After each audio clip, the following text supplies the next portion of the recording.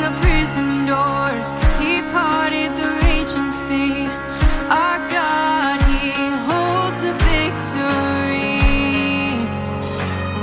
There's joy in the house of the Lord. There's joy in the house of the Lord today. And we won't be quiet. We shout out your praise. There's joy in the house of the Lord. Our God is surely in this place. And we won't be quiet. We shout out your praise.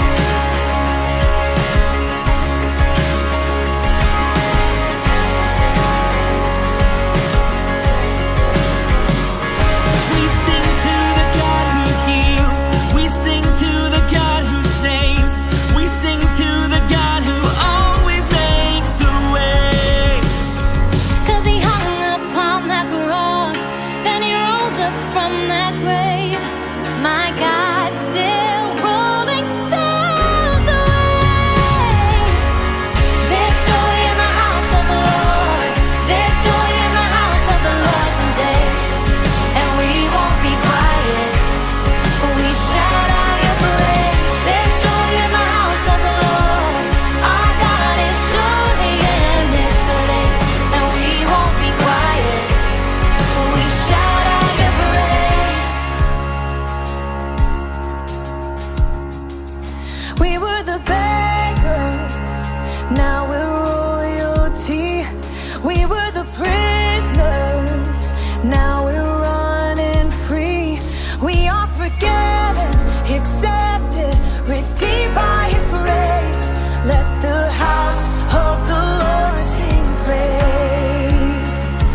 We were the beggars, now we're royalty. We were the prisoners, now we're running free. We are forgiven, accepted, redeemed by His grace. Let the house of the Lord sing praise.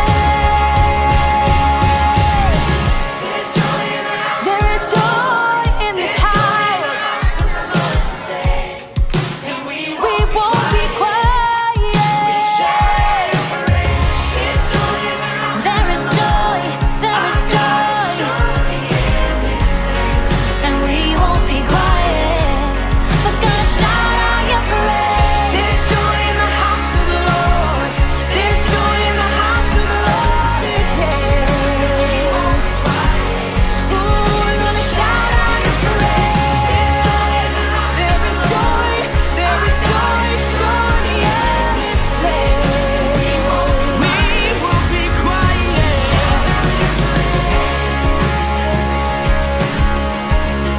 We shout out your praise. There is joy in this house. There is joy in this house today. We shout out your praise. We shout out your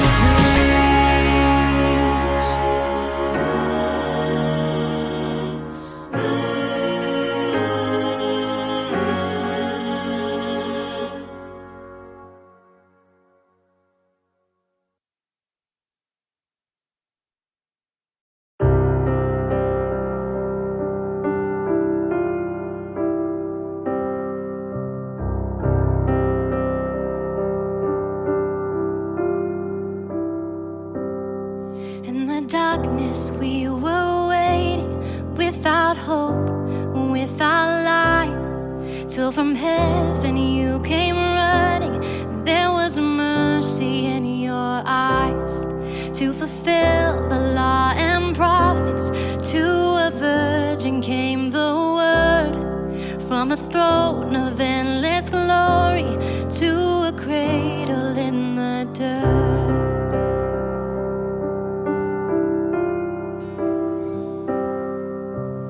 Praise the Father, praise the Son, praise the Spirit, three in one. God of glory,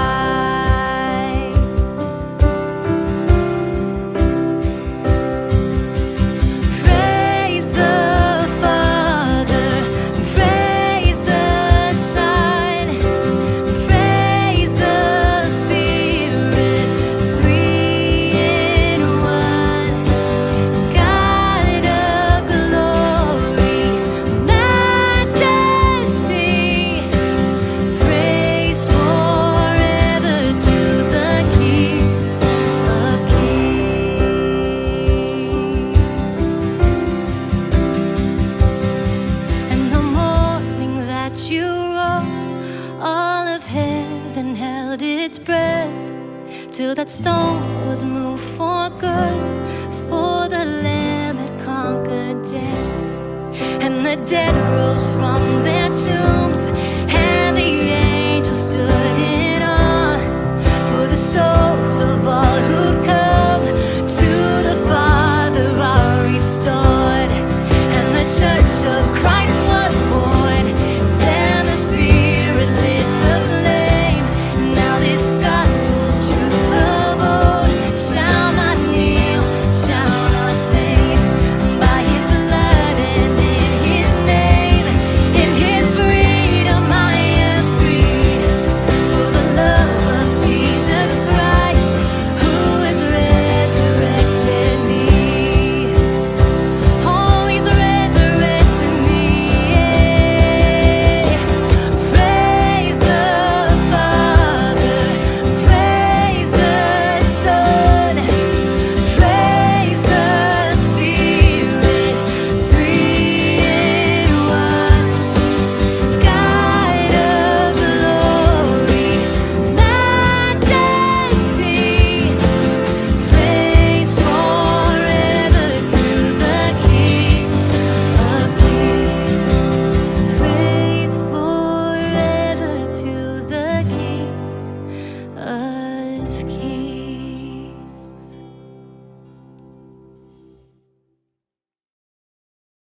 War, hostility, suffering, corruption, confusion, abuse.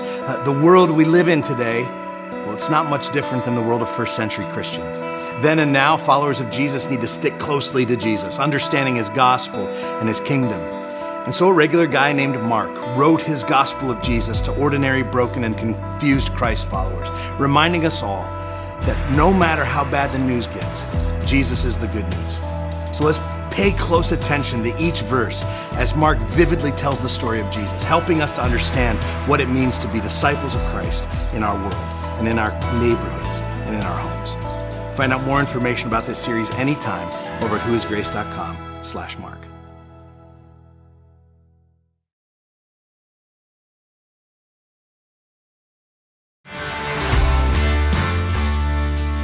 Ever feel a bit like a fish out of water, trying to balance what we learn from age-old scriptures with the whirlwind of your day-to-day?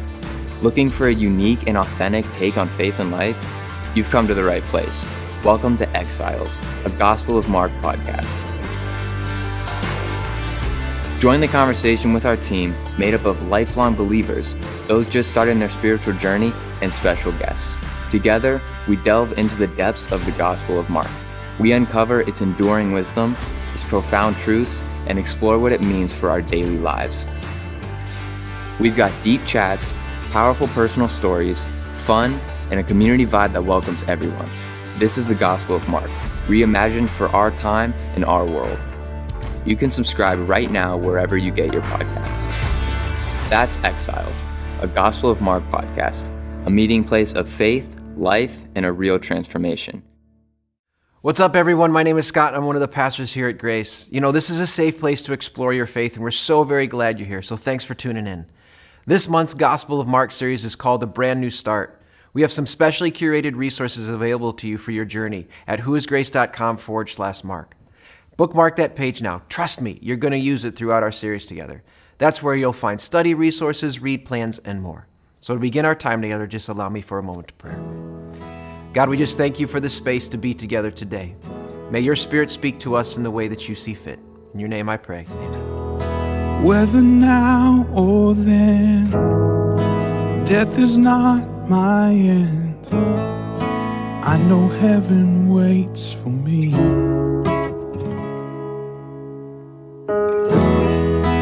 Though the road seems long, I'll never walk alone. I got all I need to sing. I know you love me. I know you found me. I know you saved me, and your grace will never fail me. And while I'm waiting, I'm not waiting. I know heaven lives in me.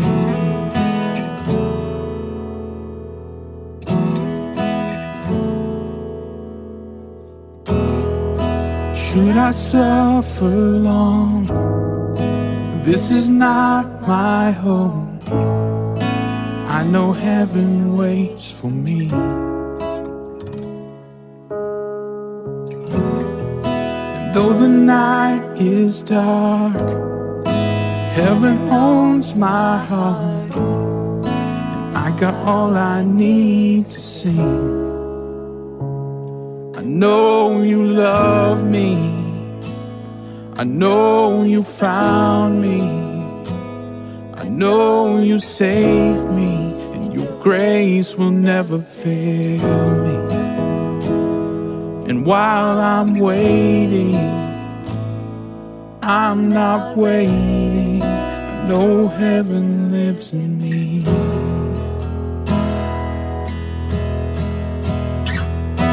So I will sing like I will there in the fearless light of glory, where the darkness cannot find me, and your face is all I see. Oh, I will sing like a man with no sickness in my body, like no prison walls can hold me. I will sing like I am free, 'cause I know you love me.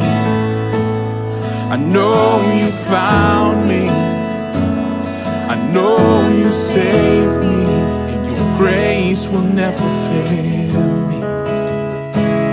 And while I'm waiting, I'm not waiting. I know heaven lives in me.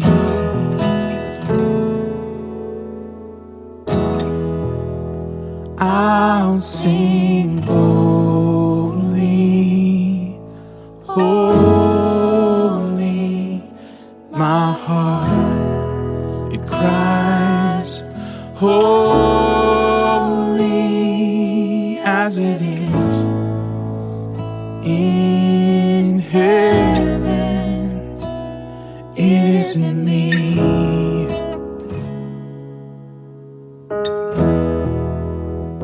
We'll sing holy, holy. The earth cries holy, as it is in heaven. So let it be.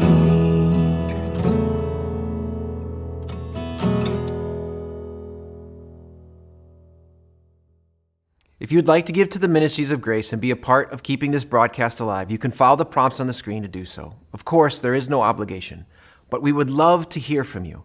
If you can take a moment on your phone or computer and go to whoisgrace.com/next, there's a spot where you can fill out a connection card. It's a great first step to getting connected to our Grace family.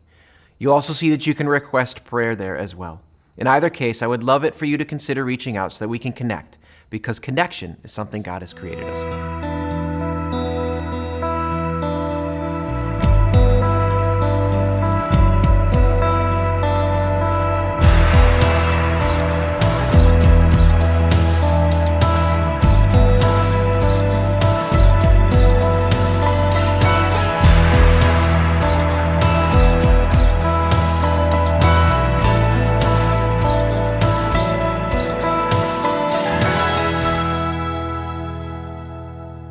Hi, everyone. I was talking to a business leader a few months ago. The guy's at the top of his game. He's made millions. He's gone just about as high up the ladder of success as you can go. And I asked him a standard question that I just like to ask people. I just said, "How's your soul?" And the conversation changed. His shoulders kind of slouched. His head kind of hung down. It was the first sign of insecurity that since we started talking. And he admitted that things weren't great. His marriage was struggling. He was still working through grief from a long time ago. He was drinking too much. He said, I read the Bible sometimes, but when I do, I feel like such a failure. And that's a common problem. It's easy to look at someone like Moses in the Bible and say, well, I don't have leadership like that. Or you look at Abraham or Paul, and it seems like everyone in those pages is so far beyond you. And even really accomplished people like the guy I was sitting across from, like even if you're a huge success in finance or education or manufacturing, if you're really successful physically, like you're strong and fit and beautiful, even people who have really arrived in life, when it comes to spiritual stuff, it's easy to think, all these Bible heroes are great and Jesus is great, but I know myself and I'm not spiritual like them. And most days, if given the choice between unselfish or selfish, like should I spend a Saturday morning at a soup kitchen or helping my neighbor in their yard, or should I scroll social media and sleep in and have some me time? I usually choose myself. I'm no spiritual giant. I know me. And then when I read the Bible and I see people who had dropped everything and followed Jesus, or who had faith and their handcuffs fell off and prison doors opened, man, I just don't relate to that level of spirituality. Okay, I have good news for you. The book of the Bible that we're heading into is written by someone that I think many of us can relate to. He's not an upper level Bible celebrity. He's kind of a second tier guy. He knew what it was like to try to follow Jesus and fail. And his name was Mark. And Mark was not a shining success story. He was a real guy with real failures, and he was acquainted with disappointment. And so today I'm going to share an overview of this brand new series that we're heading into on the Gospel of Mark. And we're not going to end this journey through the book of Mark until Easter of 2025. Now listen, I know that sounds intimidating, but we're going to be breaking away from it from time to time, and we'll also be segmenting the book down into sections and smaller series so that we can get our minds around it and so that we can follow the flow all the way through the book. So this first series of passages from the beginning of Mark, we're calling a brand new start. It's a new start of a series for us. It's the start of a new ministry year for us. For many of you, it's the start of a new school year. Summer's over. But in Mark, it's also the start of John the Baptist's ministry. It's the start of Jesus' ministry. And so we're calling it a brand new start. In any given year at Grace, we have a mix of topical sermon series and teaching through books of the Bible because, we like to mix it up. And because we're going to be in this book so long, I want to take a moment to just talk about the value of teaching through a book of the Bible. The first value is it teaches us how to read the Bible. So the habit of many Christians is what I like to call the dip and skip method. You kind of, close your eyes, flop your Bible open, you scroll your finger down the page and just hope God works his magic.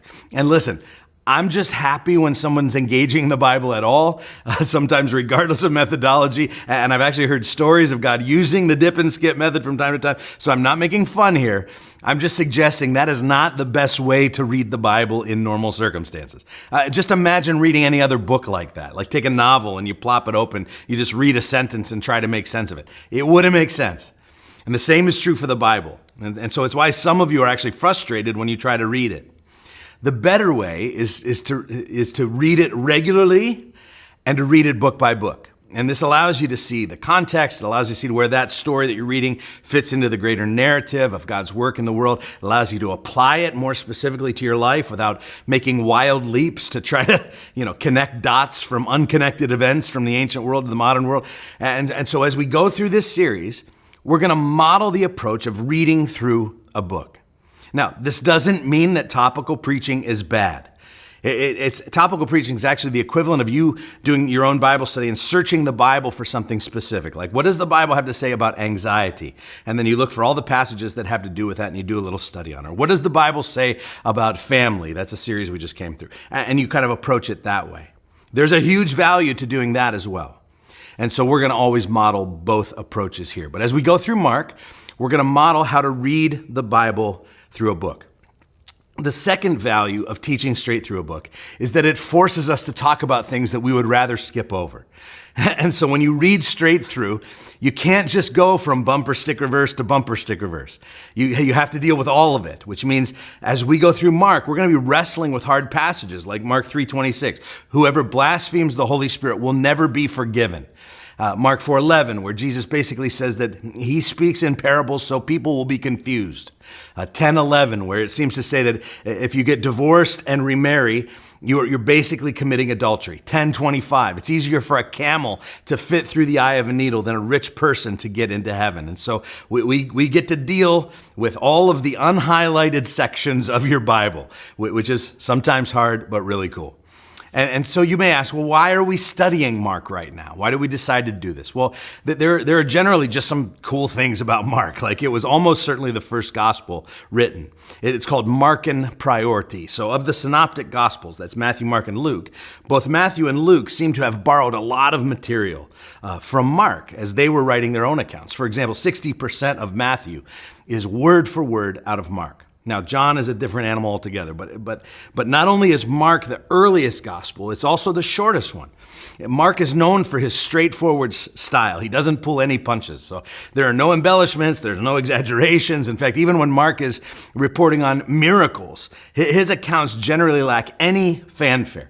Because for Mark, the miraculous events are not the main focus of his concern. They are used only to highlight the identity of Jesus. It's like no matter what is happening, Mark is standing there pointing, saying, hey guys, Jesus is here, and he is who he says he is, and we get to follow him. That's Mark's focus. But there is a more localized and really personal reason that I want us to go through Mark right now, and it's because of where we are as a church. I've quoted Ken Blanchard before, who said leaders have to continually ask themselves two questions. What business are we in, and how's business? Well, here at Grace, we are in the disciple-making business. We want to see more and more disciples of Jesus made here and better disciples of Jesus nurtured here. And I would say that the disciple-making business is going in the right direction, but we're not there yet. Some of you know we're in the process of making structural and systemic changes in how we do church around here to help us to make more and healthier disciples. But I truly believe that teaching through this gospel of Mark will provide the perfect foundation for this re-emphasis around grace on discipleship. So we're going to be asking and answering this question again and again through this series. Who is Jesus? Why is he worth following? And how do we do it? And I just believe Mark is going to help us to focus all our attention on Jesus, because the more we know of him, and the more we know of ourselves, the more of ourselves we can give to him. I said earlier that Mark is relatable because he was an imperfect follower of Jesus. So I want to explore some insights into the life of Mark. I think it'll help us to understand him. Now, officially the author is anonymous, but from very early on in church history, this gospel was attributed to Mark, who is sometimes called John Mark. And so Papias of Asia Minor attributed the book of Mark, or to Mark, less than 50 years after it was written, which means there were still people alive to attest to the circumstances of the writing. Now, interestingly, Mark was not one of the 12 apostles of Jesus. And so we ask, well, where did he get all of his information? Where did he get his research? Well, there are a couple of important sources. We find out in 1 Peter 5:13 that Mark was a ministry partner, a traveling companion, and really even sometimes an interpreter for Peter. So Peter sends greetings from John Mark to the church, whom he calls my son. And so they have this very tight relationship. And many scholars believe that the Gospel of Mark is really a collection of the memoirs of Peter. Well, where did Peter and Mark first meet? Well, it's possible that their connection went all the way back to Mark's childhood. They're first mentioned together in Acts 12:12. I shared this passage in our last series, but it's pertinent here. Remember, Peter had been imprisoned by Herod. He was awaiting execution. In fact, one of the sons of thunder, James, had already been executed by Herod, and so Herod was kind of on a roll. And Peter was chained up with multiple levels of security when an angel comes and breaks him out of jail. Now, at the same time, a bunch of Christians were gathered in what was maybe the first house church of Christianity, which is where Peter went after his escape from prison. Remember, he's knocking at the door. A young girl answers, doesn't let him in because all the Christians need to have a discussion first about maybe it's an angel out there and not Peter. Meanwhile, Peter's just out there knocking and knocking. Okay, well, we find out whose house it is in Acts 12:12. It says, he went to the house of Mary, look, the mother of John, also called Mark, where many people had gathered and were praying. And so John Mark's mother, Mary, was hosting one of the very first house churches in Jerusalem, which was Peter's kind of home base. And so Mark's mom's home was one of the mainstays of the early Jesus movement. Now, church tradition also says that this may have actually been the same home in Jerusalem where the disciples gathered in the upper room for Passover, the Last Supper.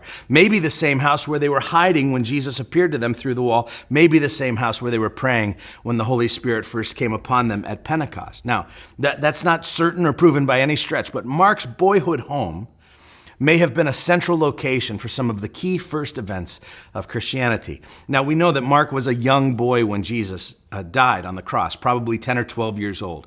We know this because he was still a young man, probably a late teenager, when he joined Paul's first and second missionary journey some 10 years later. Many believe he may have been the streaker who fled from Jesus' arrest. Did you know that the Bible includes a story of a streaker? Some of the kids are like, what's a streaker? So Mark 14:50, it says, Jesus had been arrested, and it said, and they all left him and fled. And a young man followed him with nothing but a linen cloth about his body, and they seized him, but he left the linen cloth and ran away naked. And the question is, well, who else could have known about that unless it was the author, John Mark himself? So maybe he had followed the disciples to the Garden of Gethsemane after the Last Supper, which was held at his mom's house in the upper room earlier that evening. Again, we don't know for sure, but it's an interesting possibility. But we do have this sense that Mark had a front row seat. And later, when Paul and Barnabas were ready to go out on their first missionary journey to take the story of Jesus to the ends of the earth, the Bible says that John Mark was with them as their assistant. They brought him with them from Jerusalem to Antioch. So Acts 12:25 says, and Barnabas and Saul returned, that's to Antioch, from Jerusalem when they had completed their service, bringing with them John, whose other name was Mark. And so they came to Antioch with Mark, from where they were sent out on one of their first of many journeys. And just a few verses later, we read in 13:4 that they had John to assist them. And so John Mark was part of the very first team sent out to spread Christianity around the world. Now, this didn't all go perfect. Later on, we find out down in verse 13 that Paul and his companions set sail from Paphos and came to Perga in Pamphylia, and John left them and returned to Jerusalem. Now, this was evidently a big deal to Paul. He would later say that John Mark had abandoned them. Paul saw this move kind of as a breach of contract. And so, we ask, well, why did John Mark leave the mission field? And we can only make educated guesses, and there are no shortage of options. Maybe Mark got homesick. Maybe he was scared. Their destination was riddled with bandits. Maybe he didn't want to contract malaria. Maybe he didn't like Paul's itinerary. Maybe he opposed Paul's leadership up until they left. Really, Barnabas had been the leader. Maybe he opposed Paul's mission going to the Gentiles. It was, in fact, a very controversial move. Anyway, regardless, what we do know is that there can be some pitfalls with young leaders. This is a universal truth, and he was a young leader. And a desire to empower young people to lead, maybe before they're ready, can backfire in spectacular ways. But it's still worth it, always, by the way. Over the next few years, though, John Mark seemed to get himself right. He ultimately reconciled with Paul. Paul would later tell his protege Timothy in 2 Timothy 4:11, he said, Luke alone is with me. Get Mark and bring him with you, for he is very useful to me for ministry. And so Mark and Paul reconciled, and then somewhere along the line, Mark joins Peter. They go to Rome, where Mark listened to Peter's preaching. Obviously, they traveled together. They started new churches together. They had conversations about Jesus together. And you can almost imagine Mark constantly asking Peter what it was like to be with Jesus for those 3 years. Like, what did you guys do? What did you guys talk about? Tell me about his best sermons. Tell me about his most amazing miracle. And so Mark got insight into Jesus' story from the perspective of Peter. One of the themes of Mark talks a lot about in his Gospels, this discipleship failure theme. I'll talk about it in a moment. But Mark is very quick to point out the times when the disciples just weren't getting it. And I think two things contribute to his kind of focus on this failure theme. He had heard stories from Peter's perspective. And you can imagine Mark just going, Peter, you said what? And also Mark maybe wrote his gospel after his time with Paul when he was feeling his own failure, after abandoning the ministry of Paul. And so Mark was acutely aware of how following Jesus can make you feel like a failure at times. And it's one of the reasons I think that his gospel is so relatable to us. See, when we come to a book of the Bible, I think it's always important to ask, why was it written? And so let's ask, why did Mark write this gospel? And like much of the New Testament, let me answer it this way. Mark should be read as a pastoral response to difficult times. The church was facing a major crisis in the early 60s, a crisis of survival, Eyewitnesses to the life of Jesus were starting to die off. There was a need for them to kind of write down the teachings and traditions of Jesus. Especially in Rome, Christians were considered to be a threat, both politically and religiously, to other groups. And so there was this growing hostility against the Jesus movement. And so these early followers were all new believers in Jesus. And so you can imagine Peter and Mark and the other church leaders that figuring out how to deal with this. Like, what do these people need to know about the origins of their faith? How can we help them respond confidently to questions and rumors about Jesus, who was executed by the sentence of a Roman magistrate, by the way? And so Mark set out to compile a written account from the teachings and the memoirs of Peter that would edify the young church, and it would provide them with a resource to help them proclaim the gospel to the Greco-Roman world in which they lived. And living out the gospel in that world was not easy. Christians were facing increasingly trying conditions. Mass arrests had begun. Executions would soon follow. And so Mark is writing against a backdrop of suffering and even martyrdom. And so he keeps pointing them to Jesus. He's saying that nothing that you're experiencing was foreign to Jesus. He had gone before you to show you the way. And guys, I would say these days, Christians are facing, not the same, but facing increasingly trying conditions. And we too need to know how to walk with Jesus through our current time like never before. And this gospel couldn't be more relevant to us. So I want to spend the rest of my time today introducing you to the 4 major themes that we will revisit regularly through this Gospel of Mark. Each one has a discipleship prompt that goes with it that you can find over at the website. But I want to frame these 4 themes in this way. 4 reasons you should be excited to study Mark. How's that for positive priming? And in each reason, I want to introduce you to one of the 4 themes. So here's the first reason to be excited. You should be excited if you are ready to investigate who Jesus really is. And the theme here is this Son of God, Son of Man theme. So right off the bat, Mark establishes this theme in his very first kind of thesis statement in Mark 1:1. He says in the first verse of his whole gospel, the beginning of the gospel of Jesus Christ, the Son of God. So this word, gospel, literally means good news. And so to his Greek audience, they understood this word to be a proclamation of victory from a battlefield, or the announcement of the birth of an heir to the emperor, where an announcement was made from the balcony of the grand castle and all the people would cheer. These were glad tidings of good news, or the word gospels, good news. And he says, this is the good news, the gospel of Jesus Christ. So just to be clear, that word Christ is not Jesus' last name. It's not like we're going, hey, this is Tom Jones, this is Sally Smith, this is Jesus Christ. The word Christ is more of a title. It means anointed one or Messiah. And the Messiah, remember, is the one that God's people had been waiting for generations. He's finally here, Jesus, the Messiah. And then the statement ends with this other title, Son of God. And so Mark introduces this title, Son of God, right here at the beginning, the first verse. And he comes back to it again over at the end in Mark 15:39. A Roman centurion stands at the cross and he declares plainly Mark's big idea. Truly, this man was the Son of God. And so Mark begins and ends with this idea of Jesus as the Son of God. He is the uncontested main subject. He is the lead character of this Gospel of Mark. And we will see throughout the book that Mark is reminding us often that Jesus is both God and man, Son of God, Son of Man. And we see his divinity, his godness at his baptism. We see it at his transfiguration. We see it in his authority over demons and over nature. We see his omniscience. He's understanding what people are thinking without them saying words. And so make no mistake, Jesus is God in the flesh, Son of God. But Mark is also diligent in showing us the humanity of Jesus. And so we get to observe Jesus' sorrow and his disappointment. We see in Jesus emotions like amazement and fatigue, and even anger.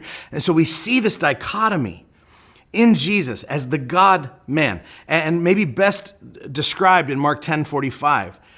We know that Jesus is God and he's worthy of all of our worship and sacrifice and service. But Mark says it this way. He says, the Son of Man came not to be served, but to serve and to give his life as a ransom for many. Son of God, Son of Man. And let me just remind us here, there has never been anyone like Jesus. His life was so compelling. His teaching was so powerful that thousands of people would gather together on a hillside just to hear him, just to follow him. They would sit for days and listen to him. They didn't want to go home. Has that ever happened to you? Like so compelled by a sermon on a Sunday that you just want to stay all day. Just keep going, Derek. No? I didn't think so. But with Jesus, people did that. And one of the ways that Mark is unique among the other gospel writers is that we learn who Jesus is not so much from what he says, but from what he does. Mark writes with a paintbrush, and he invites us into the drama.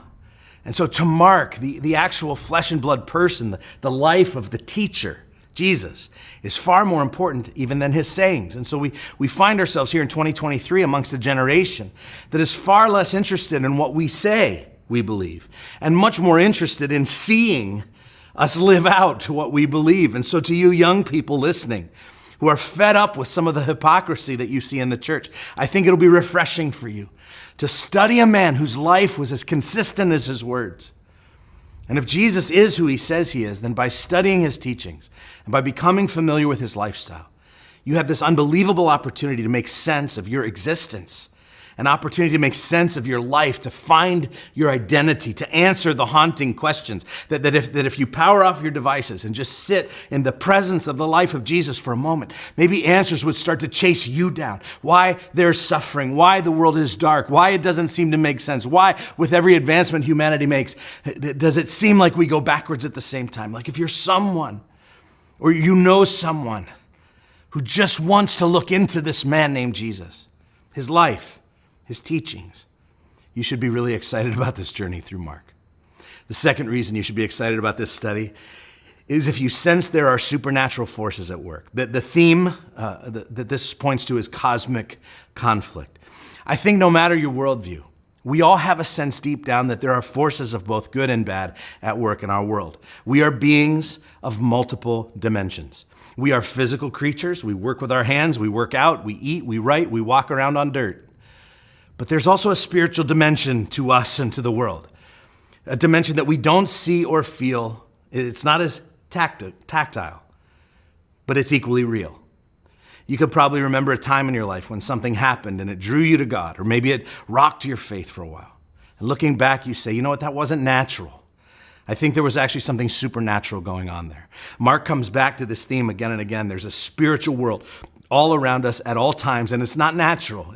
It's also not neutral, and it's not benign. There's not some vague force out there called evil that makes our life a little annoying at times. No, Mark reveals to us that evil has a name and a personality, that there is an enemy of our souls named Satan who is actively working all around us at all times. There is a cosmic conflict going on that's just as real as your morning coffee. And so as we read through Mark, we're going to see this cosmic conflict playing out. From the opening story of Jesus' temptation, to personal encounters with the demonic world, to what looks like a win for the other team at the cross. From beginning to end, Jesus is in a battle with his foe and our enemy, and it's very real. And Mark shows us a picture of Jesus as one who violently confronts sin, who assaults the cosmic forces of evil. And then he passes on this ministry to his followers, to us, who will participate with him in his supernatural victory. Mark paints for us one of the most vivid pictures of spiritual warfare in the whole Bible in chapter 3, where he presents Jesus as a victorious general who is plundering Satan's realm, which is this world. And Jesus will go to every length to fight for his children who are under the siege of the enemy. Cosmic conflict. The third reason to be excited is if you want to follow Jesus but too often fail. And this is that discipleship failure theme. I mentioned it earlier. Mark's own failures in abandoning Paul and Barnabas, and as we talked about how he's maybe chronicling Peter's life, and we all know Peter's story of failure as the one who denied Jesus 3 times. Is it any surprise then that of all the gospel writers, Mark is the hardest on the disciples? He writes about Jesus' closest companions, and they consistently don't understand his teachings. They consistently fail to exhibit true faith. They say dumb things. They're constantly scared. They're constantly thick-headed. They're untrustworthy. They're disobedient. I mean, you're going to read through Mark and you'll be feeling better about yourself by the minute. And here's what we'll learn. The answer to our failings is always Jesus. It's as if Mark is reminding us, yes, come to grips with your failure. But in the end, you just need Jesus. How many of you know that the church is a place for failures? Aren't you grateful for that? It's not a museum for the saints where, people come in, every decision they make is perfect, every suit and tie pulled tight, every painted on smile. No, the church is a place for those who fall down and keep getting back up. It's a place for people who fail and then need to be forgiven. It's a place for those who need to be restored because restoration is what God is into. And so Mark's portrayal of discipleship failure gives us all hope. And here's what we're going to see. They failed and they failed and they failed. But something radical happens to these guys. It's called the cross. The cross changes everything for them. After the cross, they are transformed. And by the way, the same is true for you. The cross changed everything for you too. Your ability to have right standing before God is not based on your performance. It's based on God's grace alone, purchased for you at the cross. You don't have to get all cleaned up first before you come to Jesus. Just like you don't clean a fish before you catch the darn thing. I'm so thankful that God knew every stupid thing I was ever going to do before he saved me, and he saved me anyway. That's why it's called grace, and that's why it's so amazing. And while we were still sinners, the Bible says, while we were still the worst of the worst, that's the moment Christ died for us. And so be excited for Mark. If you're ready to investigate who Jesus really is, if you sense that there are supernatural forces at work in the world, if you want to follow Jesus and too often fail. And the fourth reason to be as excited is if you would like to demonstrate more faith in your everyday life. This is what we're calling the ordinary heroes theme. This theme is almost the flip side of Mark's discipleship failure theme. See, as Mark writes, it seems like every time the disciples fail big time, he introduces us to an obscure, no-name minor character who then shows us, the reader, what great faith actually looks like. And so he lets the underdog be the hero while the disciples are kind of blundering about. I'll give you a couple examples. In chapter 5, Jesus and the disciples are on their way across the sea in a boat, and a huge storm whips up. And Jesus is asleep, in the hull while these seasoned fishermen are shrieking like schoolgirls. And Jesus comes out and he points out their failure. He says, "Why are you so afraid? Have you still no faith?" And that word "still" is very important. It's discipleship failure. He's like, what more do I have to do so you guys will have faith? And then when they get to the other side, Jesus heals a guy named the Gerasene demoniac. No name. But when we get there, you'll see just the most screwed up guy you will ever meet. And he demonstrates a true and genuine and profound faith. The disciples didn't get it, but this total irreligious outsider gets it. In chapter 7, we meet a woman called the Syrophoenician woman. Again, we don't even know her name. Jesus has been explaining to his disciples how being clean and unclean is an internal thing, not an external thing. Righteousness flows from the inside. The disciples don't get it. And Jesus says, "You lack understanding." I like the NIV version better where he says, "Why are you so dull?" Again, discipleship failure. And immediately we meet this minor character, a woman whose daughter is demon-possessed, and she knows who Jesus is. She gets it. She believes that he has the power to heal her daughter. She even refers to herself as a dog under the table, kind of licking up the scraps. She demonstrates this amazing faith, this humility. She puts herself rightly in the story, and she understands what Jesus can do. And her daughter is healed. And there are many more examples of this that we'll see. But my point is this. World-changing faith is not something that's reserved for the religious elite. It's not something that's reserved for pastors or missionaries. It's for all of us. I don't care how mundane your life is. I don't care how normal your normal is. You can have a world-changing faith that shows up in your everyday life. See, faith as presented by Mark is faith with overalls and dirty fingernails. It's a faith that fights through doubt. One of my favorite authors, Frederick Buechner, who recently passed away, he said this about the Christian faith. He said, every morning you should wake up in your bed and ask yourself as a Christian, can I believe it all again today? And no better still, he says, don't ask until after you've read the New York Times, till after you've seen again the world's brokenness and corruption. Then ask, can I believe it all again today? And he says this, and I love this. He says, if your answer is yes, 10 days out of 10, you don't have the kind of faith I have. He says, if it's more like 3 days out of 10, that's more like my faith. And then on the other 7 days, you should say, yes, I believe it all again through great laughter. See, faith is for the ordinary. And guess what? There are ordinary heroes all around you, and there's an ordinary hero inside you too. God will show up in your life when you least expect it. He's just waiting for that faith to be unleashed. So I can't wait to explore this with you. I can't wait to explore this gospel with you. I just want to offer a couple next steps today. We've created a website, a really extensive website, everything that you're going to need for this series. So please visit the Mark website. It's over whoisgrace.com/Mark. Very easy to remember. You can stay current there with all that's going on in this series. There's daily reading resources. There's life group resources. We have a podcast called the Exiles Podcast. You can access it there. There are recaps of where we've been in the book so that you're never, too far removed. So check it out. I also want to encourage you this week to read through Mark. Just pick a time, pick a place, and just read it cover to cover. It should take you about 20 minutes or so. And as you know, being a disciple of Jesus isn't about kind of navel gazing. That's not about just focusing on myself. There's an outward focused multiplication, missional endeavor that goes with being a disciple of Jesus. And so we just believe strongly that you are where you are for a reason, that you live where you live for a reason, you work where you work for a reason, but beyond a paycheck and a mortgage payment. And so we're encouraging you through this series to kind of find out who are the 8 people closest to you, maybe who live closest to you, and just pray for them as part of our Pray for 8 initiative. You should have received something in the service today. And listen, if you have friends or neighbors or loved ones or coworkers who you think would benefit from learning about the ways and teachings of Jesus, guys, invite them to church with you next week. Don't miss the opportunity to be a peddler of hope. I'm just very excited to go on this journey with you through Mark. Love you guys.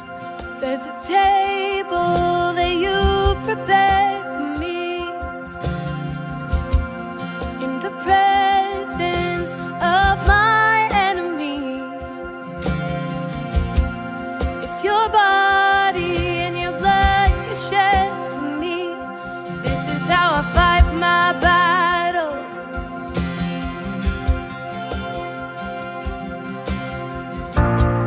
There's a table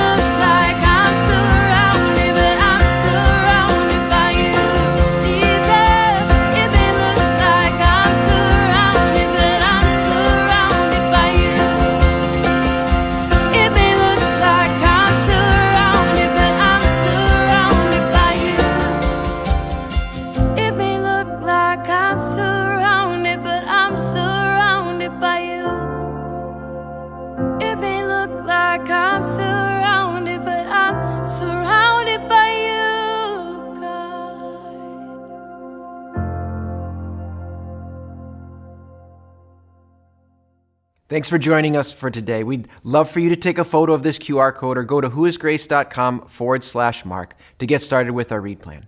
And don't forget to fill out that connection card form. Have a great week, enjoy your Labor Day weekend, and we'll see you next time.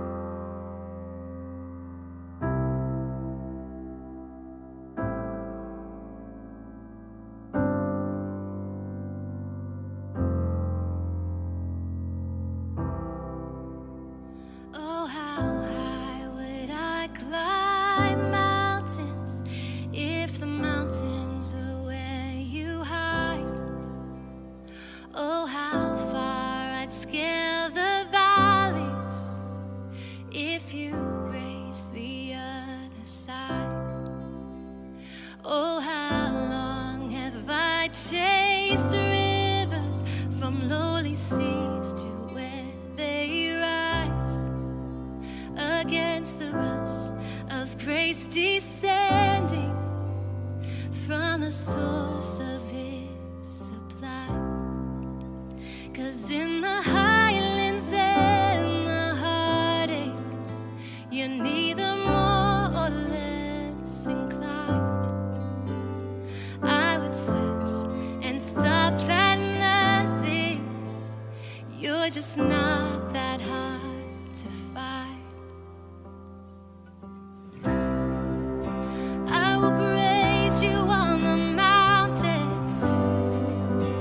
I will praise you when the mountain's in my way. You're the summit where my feet are. So I will praise you in the valleys all the same. No one less God within the shadow